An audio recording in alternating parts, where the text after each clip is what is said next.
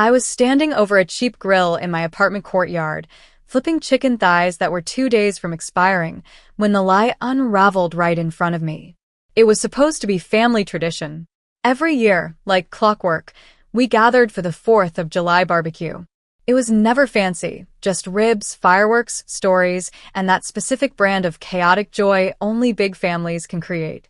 But this year, too broke for prep and travel. My mom had texted, "We're just laying low this summer," my dad added. Even my sister, Serena, said, "Girl, nobody has the energy. Let's skip it this year." So, I did what I always do, adjusted, adapted, didn't make a fuss. I picked up a $6 tray of meat, threw some frozen corn on the side, and grilled by myself like a fool. I even played some old music to fake the vibe. I didn't blame them. Until my phone buzzed. It was a notification from Serena's Instagram. Party Popper Barbecue Bash 2K24 Fire Family Only. A live stream. I tapped it, thinking maybe it was an old clip. It wasn't. The screen lit up with colored lights. A DJ booth in my parents' backyard. Long tables decorated with red and white checkered cloths. Kids with sparklers. Wine glasses clinking. Laughter so loud I could feel it in my chest. Everyone was there. Cousins. Aunt Maya. Uncle Terrence, the same uncle I once cut ties with because he disrespected my family and I chose them over him. And there he was, getting a plate of ribs from my mother. But me? Nowhere. No invite. No call. Not even a pity text. I stood there frozen, spatula in hand.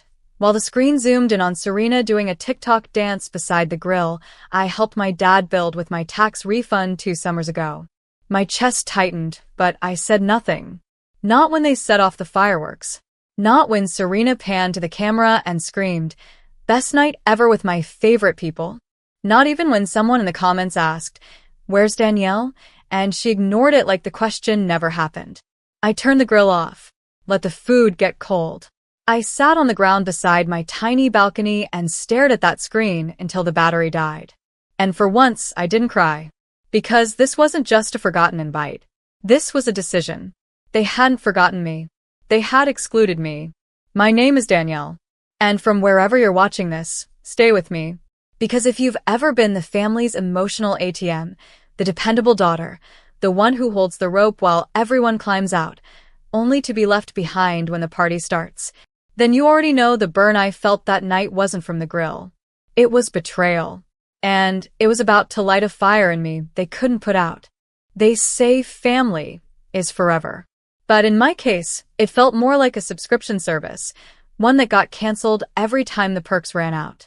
I was the middle child, not the golden oldest, not the adorable baby, just Danielle. I wasn't the one my mom posted about on Facebook. That was Serena, prom queen, pageant winner, professional social butterfly. I wasn't the one dad bragged about to his coworkers.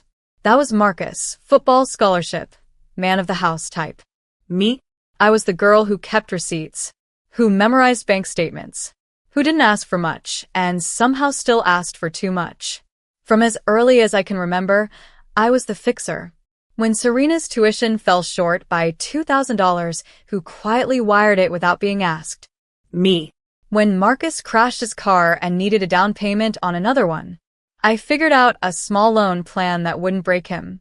When Mom called crying about the lights being cut off midwinter, I left work and paid the bill before the end of the day.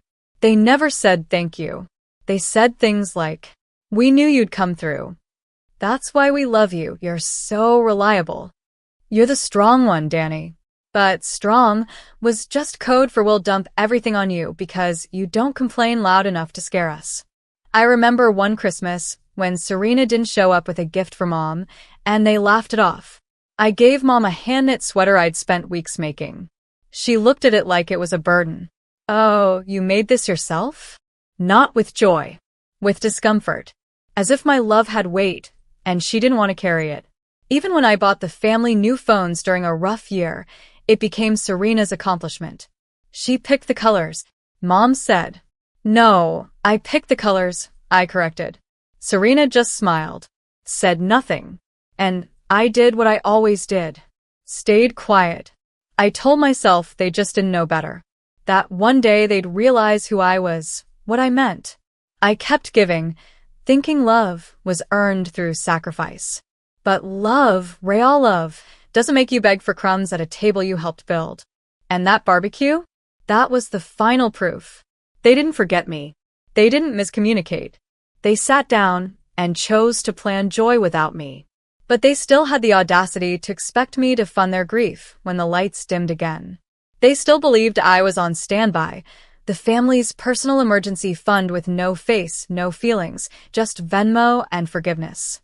And the sickest part? I used to accept it. I wore that pain like armor, but not anymore. Because that night, staring at their smiles through a screen, I finally understood. They didn't need me emotionally. They only needed my credit card. And that means I'm not their daughter. I'm their bank. But even banks close accounts. I didn't sleep that night. I lay on my back in bed, my room lit only by the glow of my phone screen. The live stream was over, but Serena had posted clips, reels, stories, even a carousel of group shots titled, "Just Family Things, Two Hearts." I watched every second of it like a crime scene. There was Mom, laughing with her favorite cousin while holding a glass of sangria, the one she told me she didn't have money to make this year. There was Dad on the grill, flipping steaks and dancing to old-school R&B, the same man who said, "It wouldn't be right to celebrate when we're behind on bills." There were even coordinated shirts. Cole Family Barbecue 2024. Custom. Printed. Planned. That takes time, effort, intent. You don't accidentally print shirts for a party you're too broke to throw. And that's what gutted me. It wasn't just the party. It was the lie beneath it. The coordination. The group texts I was never added to. The playlists I didn't help make. The recipes I wasn't asked to send, even though I was the one who always handled the damn potato salad. They moved without me. Not around me. Without me. I'd spent years telling myself I was just overlooked. Quiet. Forgettable. That it was my fault for not being more involved, more vocal. But this time, I had asked. I offered to help. I even volunteered to host it at my place to save them the trouble. They said no. And then they partied like I didn't exist. What hurt the most wasn't the stream itself. It was a message I got while doom scrolling through the comments. A DM from my cousin Lacey. "Didn't know you weren't coming. I asked Serena if you'd be late, and she just shrugged. Shrugged. As if I were a guest who canceled last minute. As if I hadn't been deliberately erased from the plan. I lied to Lacey and said I had work, but that lie sat in my throat like gravel. Because I was done covering for people who never once covered for me. I thought about every time I made excuses for them. They're just stressed. They didn't mean it like that. Maybe they forgot to add me to the invite, but forgetting is a mistake. This was a strategy. I sat there watching a video of Serena popping a champagne bottle while shouting, "To chosen family." And something in me snapped. It wasn't rage. It was clarity. They weren't going to change. They weren't suddenly going to wake up and value me. They liked it this way. Because valuing me would mean acknowledging what they took. And people like them? They don't like facing the people they drained. They just like texting them when the bills are due. I closed the app, turned off the lights, and stared into the dark. I wasn't just left out. I was finally done. The text came at 8:13 a.m. the next morning. I hadn't even made coffee yet. "Dad. Hey, sweetheart. Can you send over the $4,600 for the utility bills this month? We're really counting on you. No good morning. No apology. No explanation for the fireworks I watched explode over a house I used to call home. Just bold-faced entitlement, wrapped in sweetheart. I stared at it for a full 2 minutes, my thumb hovering over the screen, heat building in my chest. Not the kind that makes you scream. The kind that makes you decide. $4,600. Not $20 for gas. Not a one-time emergency. A full-on expectation. And that's when it hit me. They didn't feel guilty about the party. They didn't feel guilty about lying to me. Because in their minds, they didn't do anything wrong. They saw me as a resource. Not a daughter. Not a sister. Just a reliable little safety net who'd always say yes. I read the text again. Slower. We're really counting on you. They weren't just asking. They were betting on me. They assumed I'd still come through, just like I always had. After every exclusion, every slight, every forgotten birthday or canceled plan, because they thought love meant obligation. But I finally saw it for what it was, emotional manipulation disguised as family duty. My hand trembled as I typed, not from fear, but from finally saying the thing I'd swallowed 100 times. Me. Not anymore. No emoji. No explanation. Just those 2 words. I hit send, sat back, and exhaled so hard my ribs ached. It didn't take long. The next text came 2 minutes later. Dad. Excuse me? Another. Dad. What does that mean? Then the group chat blew up. Mom. Danielle, what's going on? Are you okay? Serena, can someone call her? She's being dramatic again. I ignored them. That afternoon, I did something I should have done years ago. I canceled every auto transfer for my account. The monthly help I sent to their household? Gone. The money I chipped in for birthdays, baby showers, emergency dental work? Closed for business. I opened a savings account and renamed it. For me. Every penny they expected from me, now, went there. That evening, Serena posted an Instagram story. Some people forget where they came from. With a vague image of someone tearing up a check. I laughed. Forget where I came from? No. I remembered too well. I just finally remembered who I was before they taught me I had to earn love with my wallet. Before I became their quiet sponsor. Before I learned that even your own family will build joy around you while pretending you're not standing in the cold outside. I was done begging for entry to a party I wasn't even invited to. Let them host barbecues. Let them send texts. Let them wonder why the ATM stopped spitting out affection. Because this time, I wasn't waiting for an apology. I was building a world where I didn't need one. It's funny how quickly people notice your absence when they can't benefit from your presence anymore. The first week after I sent not anymore, the group chat went quiet. I think they assumed I was just throwing a tantrum, that I'd cool off, cave in, and come crawling back like always. But I didn't. I didn't text back. I didn't answer calls. I didn't check Serena's stories. I let the silence grow. And like clockwork, the cracks started to show. On Thursday, my mom sent a voice note. Fake sweet, guilt-laced.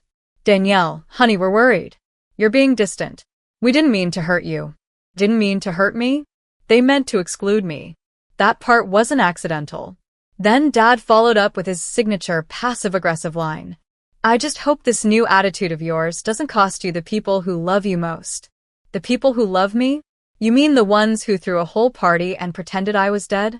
The ones who lied straight to my face and then expected $4,600 the next day? Right. So, I responded with the most brutal thing I've ever done. Nothing. No reply. No reaction. I changed the notification settings on my phone so texts from Mom, Dad, and Serena didn't even light up my screen. But I made time for one person, my little brother, Jesse. He's younger, quieter, and always stuck between being loyal and being afraid. He texted me, "Are you okay?" And for once, I told him the truth. Yeah, I'm actually more okay than I've ever been. Just finally drawing the line. He responded, "I get it." That's all he said. But it was enough. The rest of the family, though, they didn't get it. Because for the first time in their lives, the Danielle they knew, the helper, the giver, the fixer was gone. And suddenly, they were flailing. Aunt Maya messaged me about pitching in for Grandma's birthday gift. I didn't respond. Serena sent a screenshot of a GoFundMe she made for unexpected medical bills. I didn't click it. Mom called from a different number. I blocked it. And in the meantime, I booked myself a weekend getaway. Somewhere quiet. Somewhere warm. I took the money I would have sent to them, and I paid for a massage, a silk robe, and a balcony view of the ocean. No one asked me if I was okay, so I stopped asking them if they were. I started journaling again. I bought new plants. I joined a book club that didn't include people who only remembered I existed when rent was due. And one night, As I ate takeout on my couch in peace, Serena posted this on her story. When you finally put yourself first, selfish people start calling you changed. The irony nearly knocked the rice out of my mouth. They couldn't believe I'd stopped pouring into a family that treated me like a spout, something you turn on when you're thirsty and shut off when you're full. But I wasn't a faucet anymore. I was a flood. And they were going to learn what it felt like to be left in the drought they created. The first real sign that they were struggling came through my email, a forwarded notice from the power company, addressed to my parents. Urgent.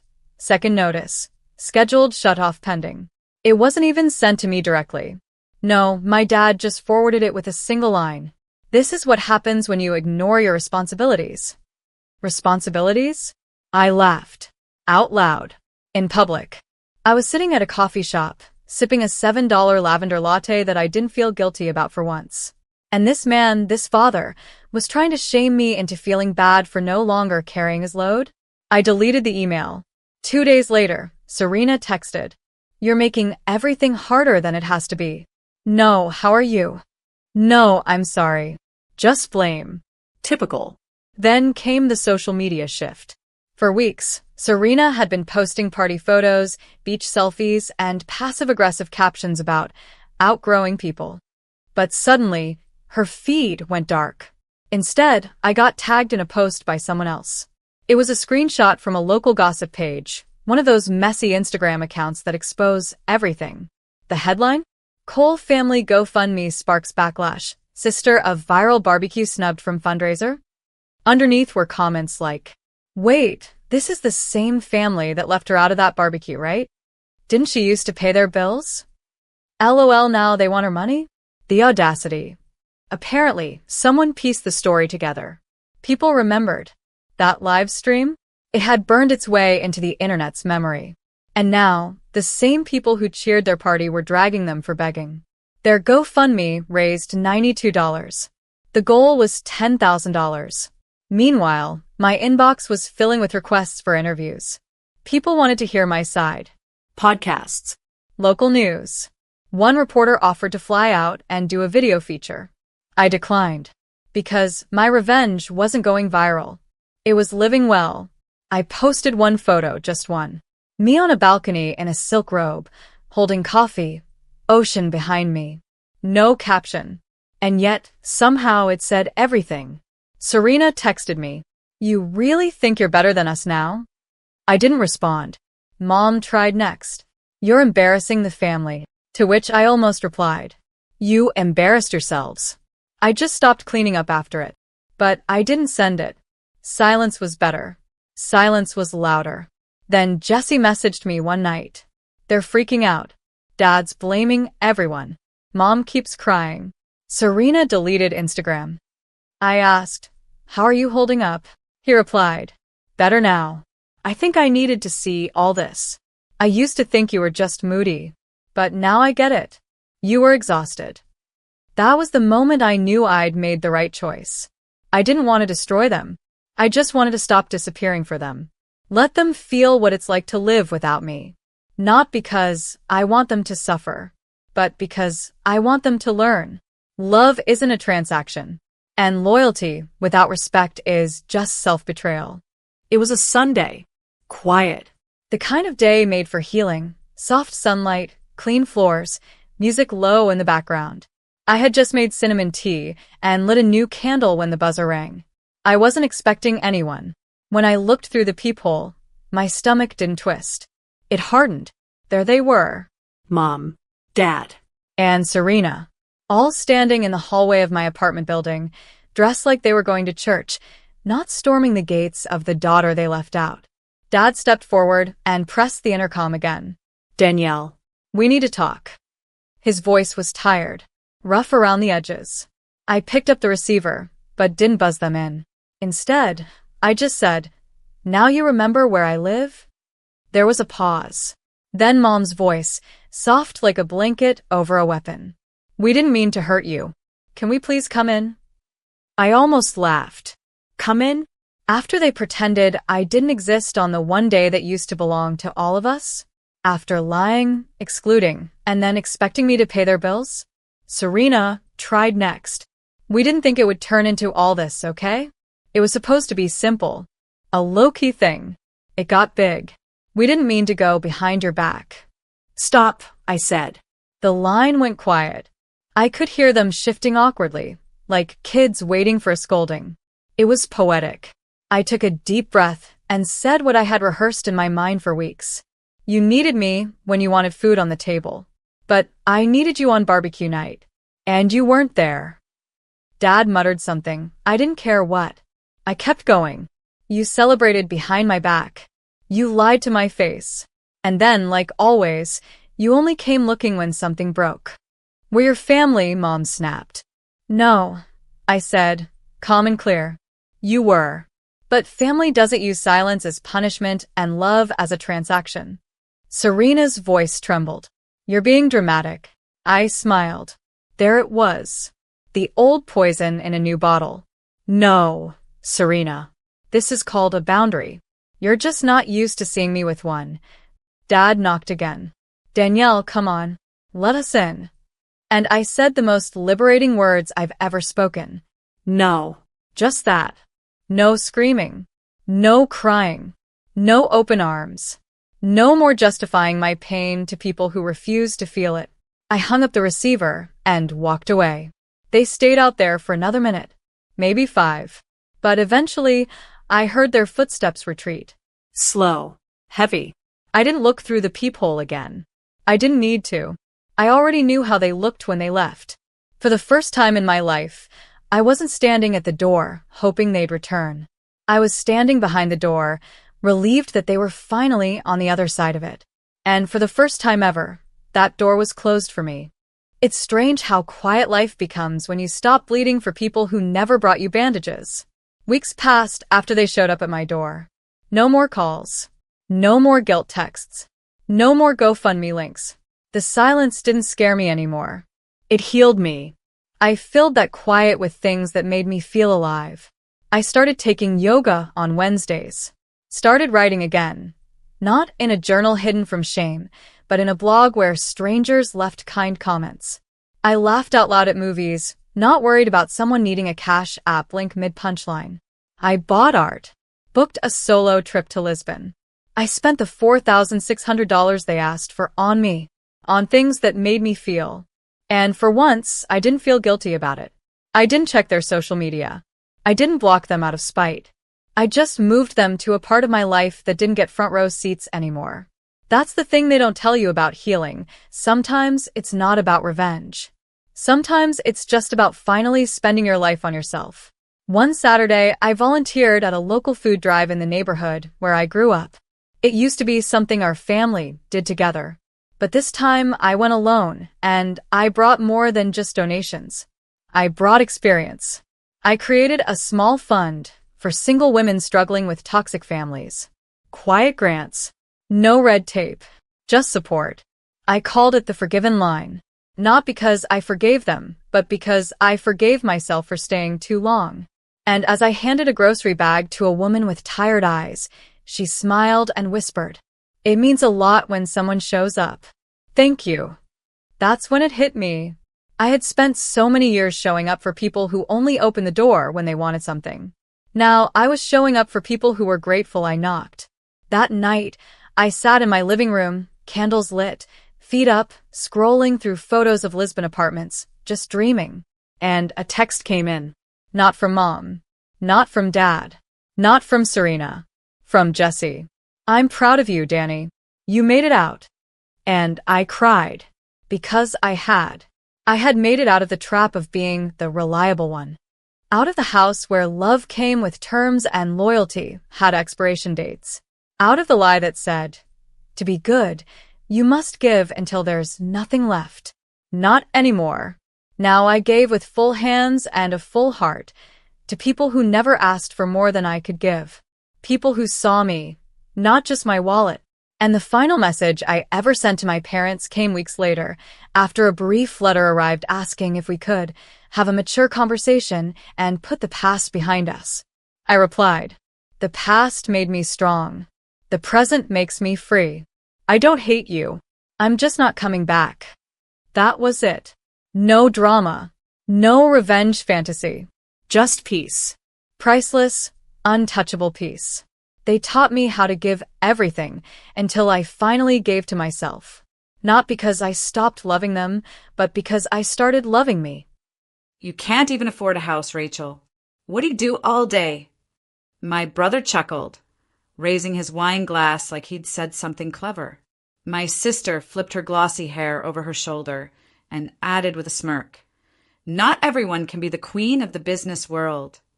Laughter rippled around the room. Even my mother let out a soft chuckle, though she tried to disguise it behind her napkin. My father, ever the enabler, clinked his glass with my sisters and said, "Some people were just born to succeed."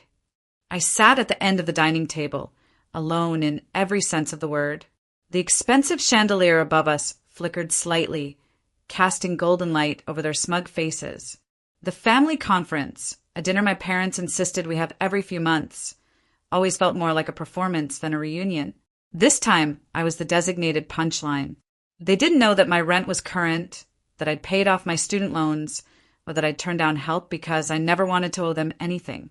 All they saw was that I wasn't posting luxury vacations or business class flights on Instagram, and that was enough for them to judge me as less. In the past, I would have defended myself, maybe thrown in a quiet protest or a half-hearted joke to deflect. But not tonight. Tonight I smiled, and I stayed silent, because tonight something shifted. I wasn't just hurt, I was done. Done hoping for approval that was never coming. Done bending so I could fit into a family portrait that never had room for me. My silence wasn't weakness. It was clarity, a kind of calm I hadn't felt in years. They thought they had one, that their words had crushed me. But all they did was reveal how small they were and how little I owed them. As they poured more wine and laughed louder, I leaned back and watched like a quiet storm gathering behind glass. They had no idea that the girl they mocked was about to remind them who she really was, and what she actually owned. And it all started with silence. I didn't become quiet overnight. As I sat at that family table, the laughter fading into background noise, memories swirled like ghosts around me. They weren't loud, they were subtle, persistent. 100 tiny cuts that never fully healed. I was 10 when I first understood I was the other daughter. My sister, Lily, had just won some school contest, spelling bee, I think.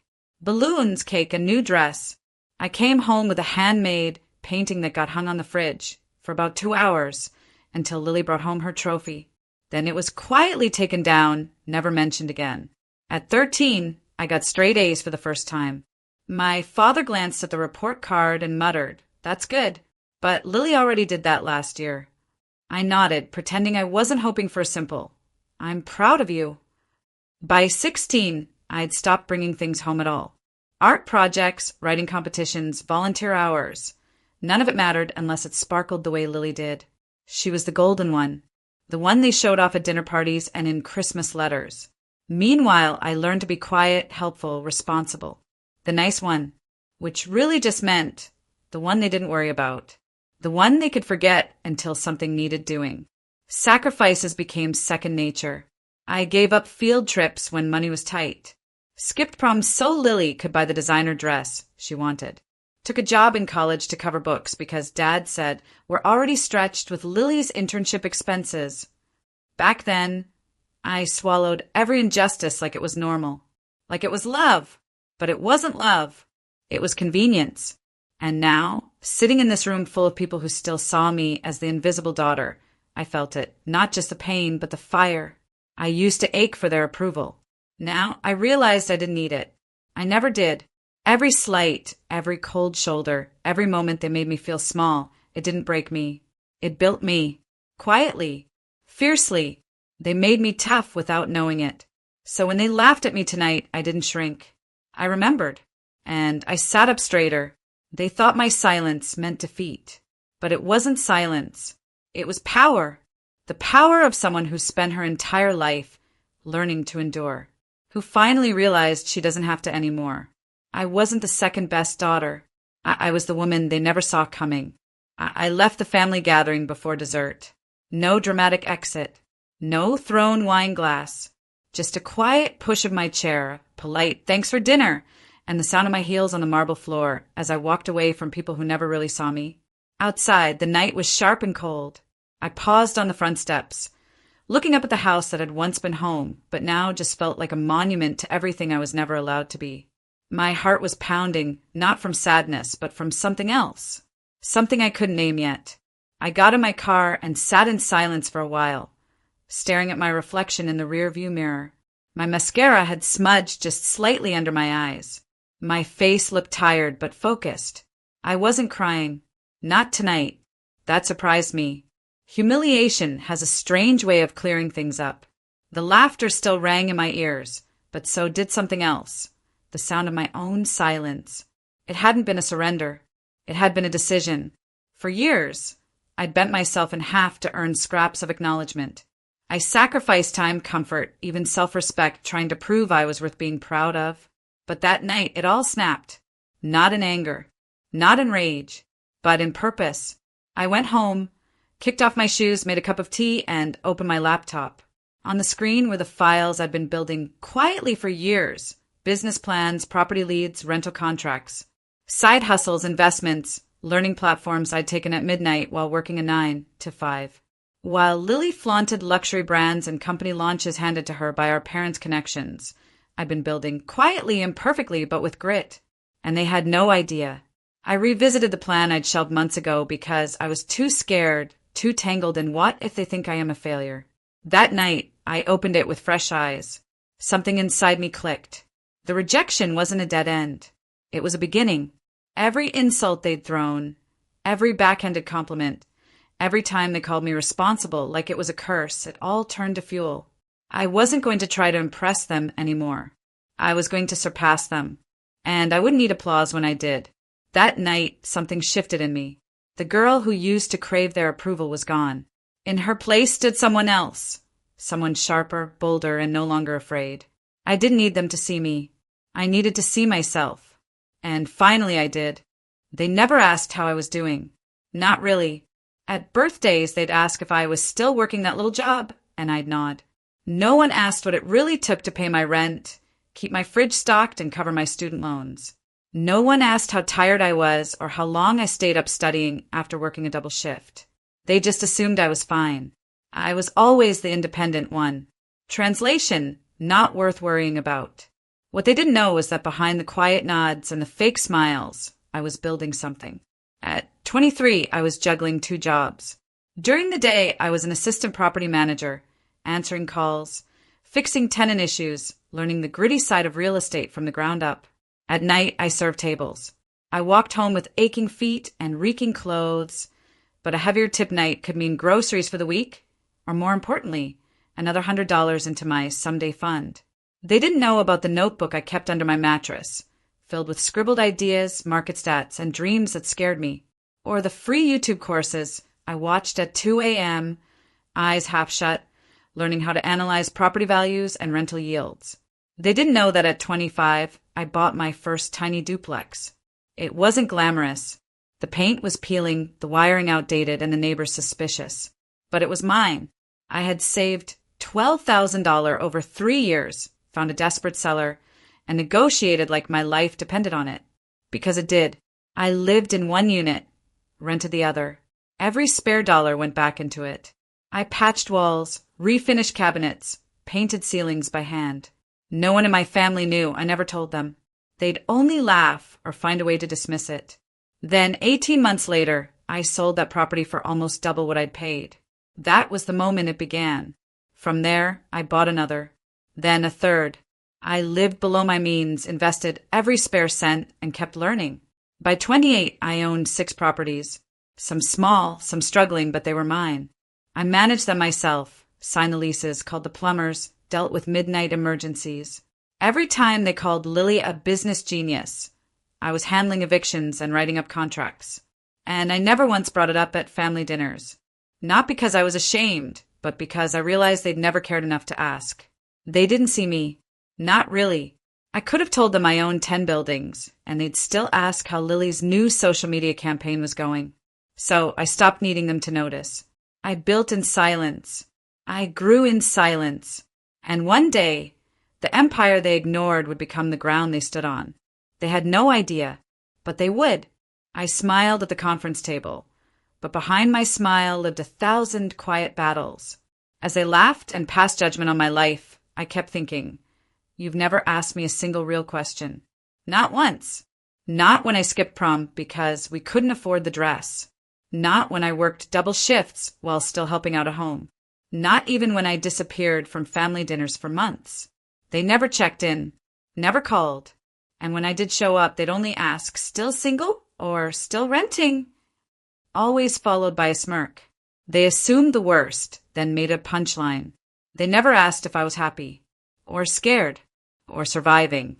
They didn't notice the weight I lost from stress or how often I checked my phone during those family dinners.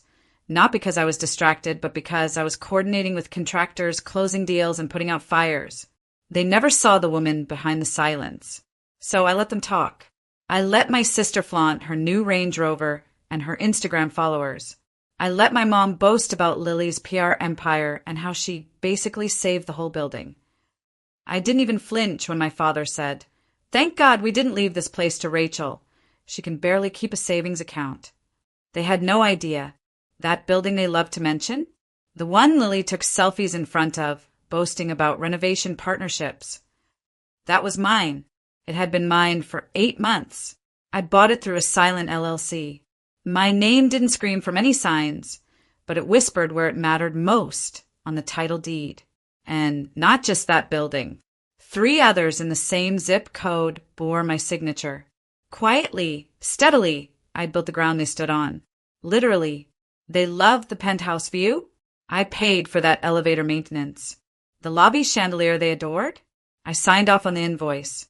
The lease renewal they bragged about negotiating. It went through my property manager. The irony was poetic. They were so eager to dismiss me, yet lived in the comfort I'd created. And no, I didn't tell them. Not yet. I wasn't after applause. I didn't want their validation. I wanted peace. And owning that building gave me more peace than their compliments ever could. What they saw was a quiet, unmarried woman in thrifted clothes. What they didn't see was the title deed folded neatly in my purse. What they never asked about was the journey I took to become the woman sitting across from them, unbothered, unimpressed, and in control. I didn't need to yell or argue.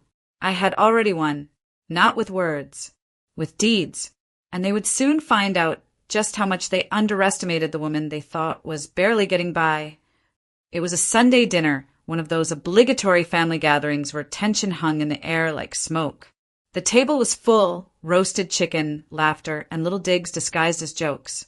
I was seated at the end, like always, quietly eating, nodding when spoken to, smiling just enough to pass unnoticed. Lily was in her usual spotlight. She had just flown in from Dubai. Business class, of course, she made sure to mention 3 times.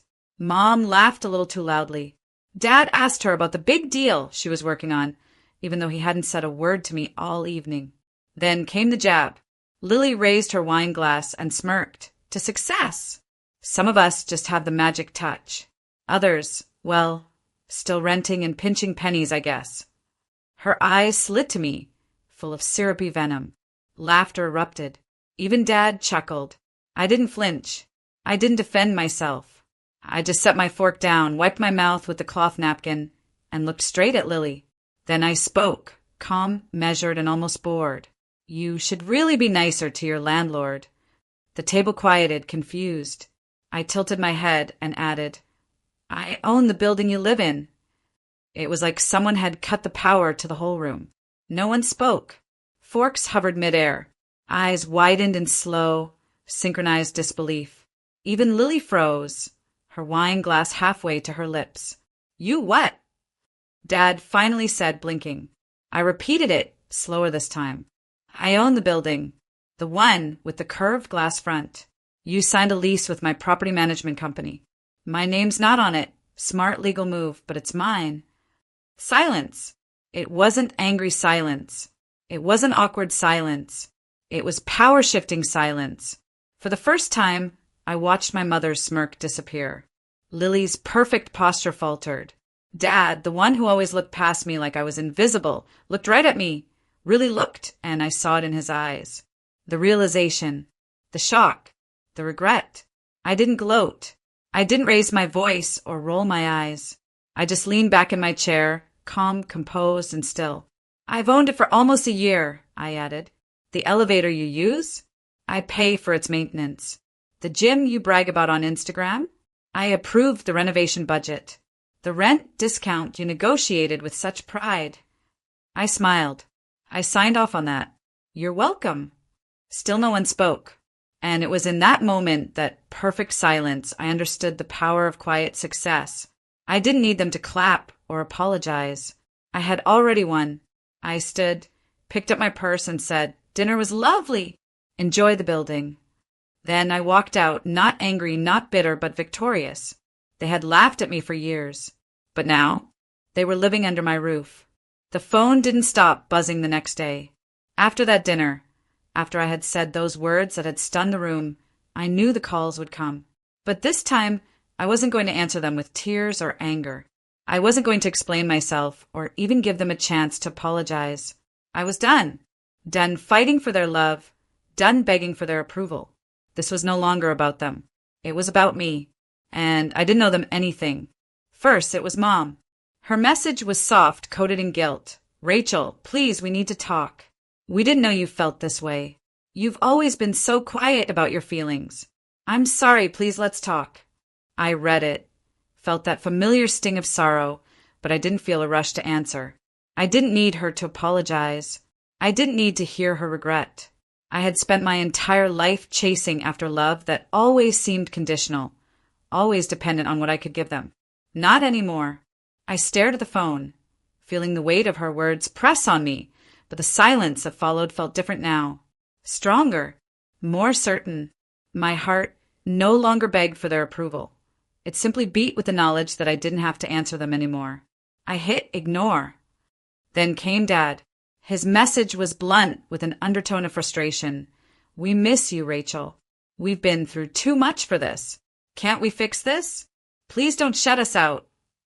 The message stung, but only for a moment. He still didn't get it. Still, he saw me as someone he could fix, someone he could control with his words. I didn't answer him. I didn't owe them anything. I had already given them more than enough. I had been the daughter who never asked for anything in return, the one who would do anything to keep the peace, even if it meant losing pieces of myself. But that ended now. Lily called next. Her voice cracked with emotion. "Ratch, Mom and Dad are really upset. You're pushing us all away. Please just come home. Let's talk this through. You don't need to do this alone." I didn't respond to her either. I didn't need to do anything with them. I was fine. I was more than fine. The peace I had been craving, the one that had eluded me for so long, had finally settled in.